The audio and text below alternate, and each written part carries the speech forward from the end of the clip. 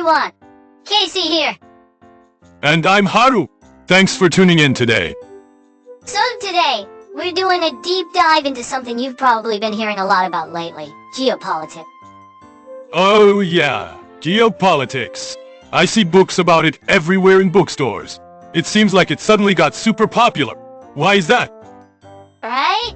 That why suddenly question is actually a really fascinating story. Let's jump right into it. First off, what is geopolitics? It's a field of study that analyzes national politics and strategy based on geographical conditions. Geographical conditions? You mean like mountains and oceans? Exactly. Mountain ranges, straits, where resources are located, the shape of borders, stuff like that. It's about how these unchanging geographical features influence a country's behavior pattern. So basically, analyzing international relations while looking at maps. Spot on. And the term itself first appeared way back in 1899. Wait, that long ago? It's got more history than I thought. A Swedish scholar named Rudolf Gelane was the first to use it. But the theoretical foundation was built by someone else. Who was that? A German geographer named Friedrich Ratzel. This guy had a really interesting idea. What kind of idea? Ratzel was also a biologist, and he applied Darwin's theory of evolution to nations. Huh? Applying evolution to countries? What does that mean? Just like organisms expand their territory to survive, he believed nations have an inherent drive to expand their living space. It's called the organic state theory. So treating a country like a living organism? That's pretty bold. Yeah, it sounds pretty dangerous by today's standards. And actually, this living space concept was later used in a really terrible way. A terrible way? Now I'm curious. We'll get to that later. First, let's understand the historical context when geopolitics was born. The late 19th to early 20th century was the height of imperialism. That's when major powers were scrambling for colonies, right? Exactly! According to records, between 1876 and 1914, 8 major powers acquired 27.3 million square kilometers of colonial territory. 27.3 million? I can't even picture that. Japan's land area is about 380,000 square kilometers, so we're talking about over 70 Japan's worth of land. And about 270 million people live there. Wow, that's an insane scale. So geopolitics developed during this great power competition. Exactly! Geopolitics was used as a tool to theoretically organize, and in some ways justify, the colonial scramble. Like, it's natural to expand territory because we are geographically advantaged. Precisely. From the start, geopolitics had this aspect of being a tool to justify power. Then in 1904, a really famous theory appeared. British geographer Mackinder introduced the Heartland Theory. Heartland Theory? I've heard of that. It's like whoever controls the heartland controls the world, right?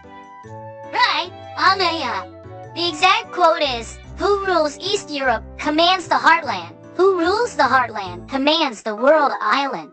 Who rules the world island commands the world." What are the heartland and world island? The heartland is the central part of the Eurasian continent. The world island refers to the entire Eurasian and African landmass. So if you control the center of Eurasia, you can dominate the world? That's the idea. This theory emerged from Britain's strategic concern as a maritime power about how to counter Eurasian land power. So, it's a British perspective on the world? Exactly. Because it's simple and easy to understand, this framework has influenced international political analysis for over a century. Over a century? That's impressive. But earlier you mentioned a terrible use? Yeah, here comes the dark chapter of geopolitics. A German major general named Karl Haushofer developed Ratzel's living space concept further. A military officer doing geopolitics? Right. He created a theory that it was legitimate for the German people to expand their territory eastward. Eastward expansion. Wait, could that be? Yes, there are claims that he influenced Nazi Germany's policy. The concept of living space appears in Mein Kampf. Wait, geopolitics was used for Nazi aggression? Nazi Germany's invasions of Eastern Europe and the Soviet Union were backed by geopolitical law. The Allied powers widely believe that Haushofer influenced Hitler's aggressive policies, though this is debated academically. So that's why geopolitics became taboo after the war. Exactly! After World War II, geopolitics came to be viewed critically in some circles because of its association with military expansion. What happened in Japan? In Japan, GH, the general headquarters of the Allied powers, banned geopolitics. Related courses disappeared from universities, and many geopolitical scholars were purged from public office. Public purges. That's pretty severe. In 1947, Japanese critic Koji Tezuka harshly criticized geopolitics as nothing more than a shell of romantic-colored organic state theory and geographical determinism. That's really harsh. Yeah, geopolitics had a terrible reputation in post-war Japan. So why is this dangerous field suddenly popular again? Great question. After the Cold War ended, signs of a revival started appearing. In the 1990s, after the Cold War, American politicians started using geopolitics again. Who, specifically? Former Secretary of State Henry Kissinger and National Security Advisor Zbigniew Brzezinski, for example. Whoa, those are major figures. Right. They repeatedly use the term geopolitics in their writings and speeches, emphasizing the importance of geographical factors in analyzing the post-Cold War international order. So because important Americans started using it, it regained academic legitimacy? That's part of it. Interestingly, things also changed in Germany. Germany? Wasn't that where it was most taboo? Since it was the Nazi heartland. Well, right. But after the Berlin Wall fell, Germany experienced what's been called a renaissance of geopolitics. A renaissance? Like a revival? In the country where it was most taboo, geopolitics began to be re-evaluated as an academic field. That's pretty symbolic. So when did the boom start in Japan? The real surge came in the 2020s. Two events in particular triggered it. Two events? What were they? First was the COVID-19 pandemic in 2020. How does COVID relate to geopolitics? It does. The pandemic exposed the vulnerability of global supply chain. Oh right, we couldn't get masks and stuff. Exactly. Supply crises happened because masks and medical equipment depended on specific countries. Geographic concentration of production sites came to be recognized as a risk. Where things are made really matters, doesn't it? The second trigger was Russia's invasion of Ukraine in February 2022. Oh, that was huge. The danger of Europe's energy dependence on Russia became visible, and the term geopolitical risk started being used frequently even in business contexts. I definitely hear geopolitical risk a lot more now. The book market went crazy too. A book called Geopolitics from Shinsei Publishing became a bestseller with over 200,000 copies sold after February day dot. 200,000 copies. A geopolitics book can sell that much. It's an unprecedented boom. It's also popular content on YouTube. Oh, I know. I see tons of geopolitics videos on YouTube. Atsuhiko Nakata's YouTube University has over 910,000 followers and covered geopolitics from age 13, which became a hot topic. Oh yeah, I'll watch that. It's really easy to understand. History YouTuber Itsuka Yarushacho has 420,000 subscribers and is getting huge view counts with geopolitics content. Why is it so popular? Is it just because it's easy to understand? That's exactly the point. International news today is incredibly complex, isn't it? US-China rivalry, Russia-Ukraine, Middle East tensions, Taiwan Strait tensions. So many things happening simultaneously. Honestly, it's impossible to follow everything. Right, yeah. Understanding each issue individually requires massive knowledge. But geopolitics lets you organize this complexity using the visual tool of map. So maps make it easier to understand? Exactly. Questions like, why does Russia care so much about Ukraine? Or why is Taiwan important? Can be explained by looking at maps and saying geographically, this is why. Yeah, when someone explains using a map, you're like, oh, I get it. This accessibility is a big factor in geopolitics popularity. But actually, experts warn that this very simplicity is also dangerous. Wait, being easy to understand is bad. Not bad exactly, but caution is needed. First, the academic world is quite skeptical about geopolitics' predictive value. No predictive value. American researcher Christopher Fetways concluded that geopolitics has significant descriptive, normative, and predictive flaws, and essentially no predictive value. That's pretty harsh. Scholars from the critical geopolitics school criticize that geopolitical discourse is based on a simplified framework of friend and enemy binary opposition. So it oversimplifies into friends and enemies? Right. Well, depicting complex international relations as good versus evil can distort our understanding of reality. Yeah, just labeling a country as the enemy is dangerous. Geography doesn't change even as eras change. But state behavior isn't determined by geography alone. There are other factors too? Yes. Economic conditions, political systems, leadership decisions, international norms, many factors intertwine. Using geopolitics as determinism like, therefore war will happen, is clearly misused. So you can't just say therefore war will happen. Exactly. Geopolitics isn't prophecy. It's just a perspective for reading tendency. A perspective for reading tendencies? So it's just a reference? Right. This country has these geographical constraints, so it tends to behave this way. That's what proper geopolitical analysis looks like. Tends to, not definitely will. Exactly. Confusing that leads you toward conspiracy theories. I'm curious about the line between geopolitics and conspiracy theory.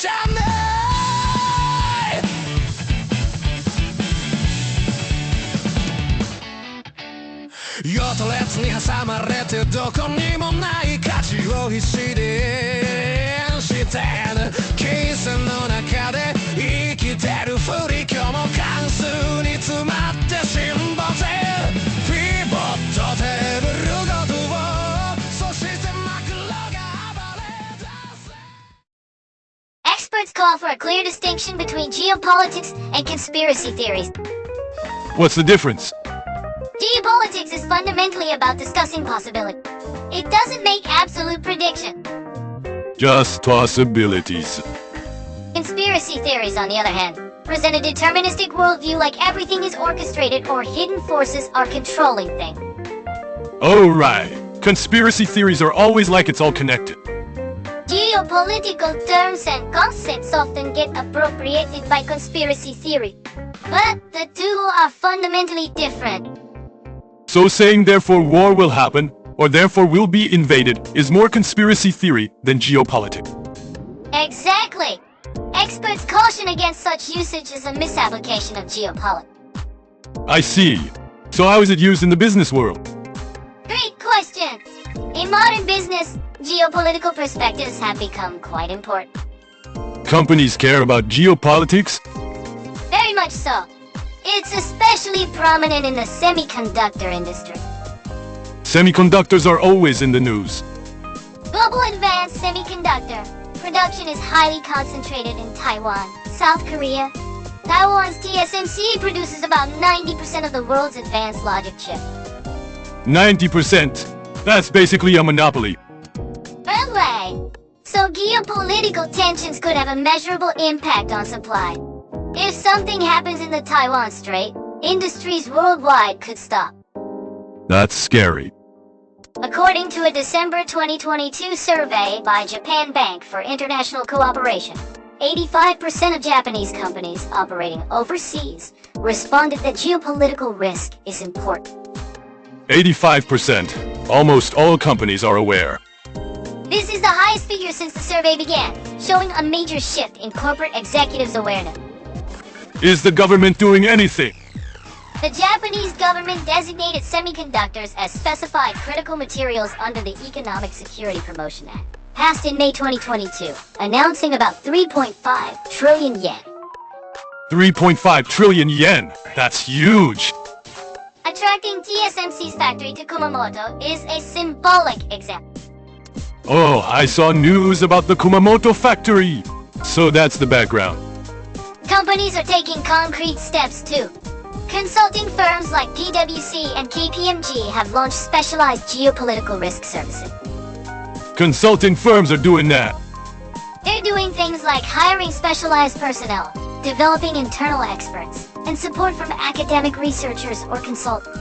More companies are creating geopolitical risk maps to visualize what requires immediate response if it happens. Risk maps? So planning scenarios in advance? Right. Supply chain diversification is also advancing. A risk mitigation strategy of reducing dependence on specific countries or regions and distributing sourcing. Is that the China plus one thing? Oh, you know about that. It's the strategy of securing production bases outside China. Companies are taking geopolitical risk really seriously. So, let's talk about what the future holds. I'm curious about the outlook. Many experts predict that geopolitical risks will continue. They'll continue? During the era of globalization, people believed economic interdependence would deter conflict, that countries connected by trade wouldn't go to war. Right, both sides would lose. But the Russia-Ukraine situation threw cold water on that optimism. It became clear that even with economic ties, geopolitical conflicts don't go. Russia and Europe were pretty connected through energy. Exactly. Geopolitical risks are predicted to manifest across all sectors over the next 5 years. What does all sectors mean? It means companies will need to address economic security across diverse areas: cybersecurity, advanced technology, energy, material. Impact everywhere. Meanwhile, there are both positive and negative impacts on ordinary citizens. Both sides. Positively, interest in international affairs has increased, and more people are trying to understand news more deeply. The habit of thinking about the world while looking at maps helps cultivate a global perspective. That's a good thing. But there are concerns too. The simplicity of geopolitics carries the risk of oversimplifying complex reality. The issue you mentioned earlier. Simplistic understandings like this country is geographically our enemy could actually reinforce prejudice. Yeah, jumping to conclusions isn't good. So experts have some recommendations for how we should engage with geopolitics. Please tell me. First, don't dogmatically believe in geopolitics. The determinism of geography decides everything is wrong. Geography is important, but it's not everything. Second, use it as one perspective. Geopolitics is just one lens for viewing the world. Combining it with economics, sociology, history, and other perspectives enables more multidimensional understanding. Having multiple perspectives is important. Third, be cautious about thinking you understand. Geopolitics accessibility is appealing, but that's precisely why we might overlook complex reality. So don't stop at I get it. Right. The important attitude is I see. That's one way to look at it. Alright, let's wrap up what we talked about today. Yes, please. Geopolitics is a field that examines how geographical conditions influence state behavior. Born in 1899, it developed during the age of imperialism. But it was abused by Nazi Germany and became taboo after the war. Right. In Japan, GRQ banned it, and scholars were burned. It gradually revived after the Cold War and hit an unprecedented boom in Japan in the 2020s. Triggered by COVID and the Ukraine invasion. The limits of globalization became visible, and the desire to understand complex international situations through maps fueled the boom. 85% of companies now prioritize geopolitical risks, and governments are strengthening economic security policy. Like the 3.5 trillion yen support and TSMC factory in Kumamoto. But experts warn that geopolitics simplicity is actually dangerous. Geopolitics isn't prophecy. It's just a perspective for reading tendencies. Deterministic use like therefore war will happen is misuse. Exactly. It borders on conspiracy theory. Ultimately, geopolitics isn't a field that gives answers. It's one thinking lens for organizing world news a bit.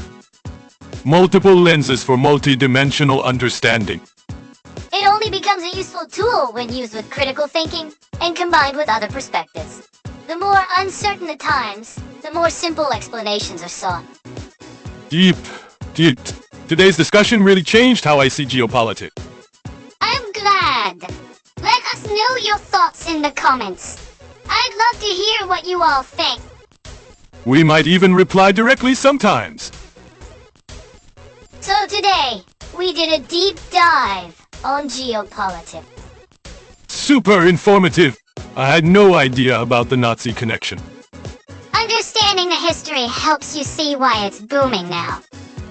Thanks again and see you next time. Alright, until next time. Bye-bye.